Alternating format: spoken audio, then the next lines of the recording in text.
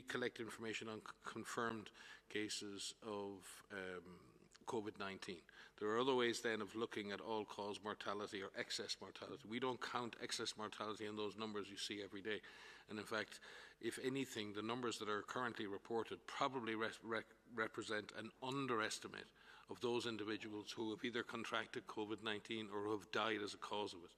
There are situations in countries where countries require a form of death certification, and WHO has issued very detailed guidelines under ICD in order to assist countries with attributing cause of death to COVID when it comes to mortality statistics. I didn't quite get the thrust of your question, but I think just to reassure you that there are not people who are suffering from accidents been counted as COVID cases. And there are lots of different stories out there about things like that.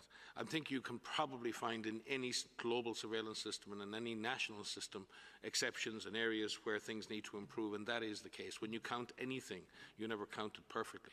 But I can assure you that the current numbers are likely an underestimate of the true toll of COVID rather than anything else. And maybe just while I have the floor and before the end, and I know John is online from Africa CDC, I think this is wonderful stride forward, and the partnership here, and the partnership has gone on for months and months, way back into January, and scrambling to get lab assays out with our colleagues in FIND and Charité in Germany, and that collaboration has blossomed every week on week into a diagnostics consortium, a procurement consortium, and then morphed into the ACT Accelerator.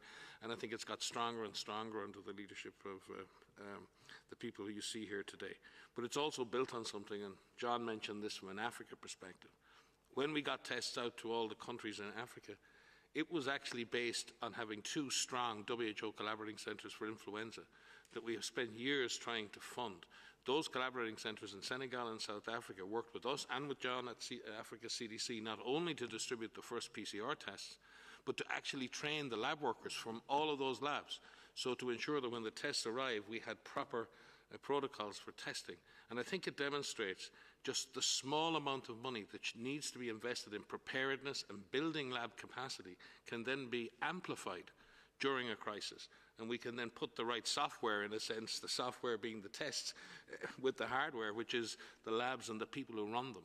And I do think it's an illustration of that, the absolute value of investing in the human and the physical infrastructure for laboratory diagnostics, and then how we can leverage that in a crisis with all of the wonderful work that the people and organisations represented here have carried out. And that was all done under the Global Influenza Surveillance and Response Network, a 70-year-old network that's been tracking respiratory viruses for 70 years.